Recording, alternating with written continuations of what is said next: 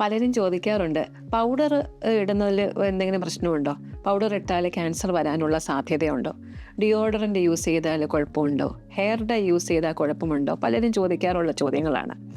ഇതിനകത്ത് പൗഡറിലെ ഈ ടാൽക്ക് എന്ന് പറഞ്ഞ കണ്ടൻ്റാണ് വില്ലൻ. ഈ ടാൽക്കിനകത്ത് ചിലപ്പോൾ ആസ്ബസ്റ്റോസ് എന്ന് പറഞ്ഞ കണ്ടന്റ് ഉണ്ടെന്നുണ്ടെങ്കിൽ അത് പിന്നെയും അപകടകാരിയായി മാറുകയാണ് ചെയ്യുന്നത്. പണ്ടെല്ലാം കുട്ടികളുടെ ബേബി പൗഡറിനകത്ത് ടാൽക്കം പൗഡർ എന്ന് വിളിക്കുമായിരുന്നു. ടാൽക്കിൻ്റെ കണ്ടന്റ് കൂടുതലായിരുന്നു. ഈ പൗഡർ നമ്മൾ ഈ ജനനേന്ദ്രിയത്തിൽ വെജൈനയിലൊക്കെ അപ്ലൈ ചെയ്ത് കഴിഞ്ഞ് കഴിഞ്ഞാൽ ഇതിലൂടെ ഉള്ളിലോട്ട് കടന്ന് യൂട്രസിലോട്ടും ഓവറിയിലോട്ടും ഒക്കെ കടന്ന് ക്യാൻസർ ഉണ്ടായേക്കാം എന്ന് പഠനങ്ങൾ കാണിച്ചിട്ടുണ്ട്. കോൺട്രവേഴ്സ്യലാണ്, പക്ഷേ സ്റ്റിൽ ചില പഠനങ്ങൾ കാണിച്ചിട്ടുണ്ട്.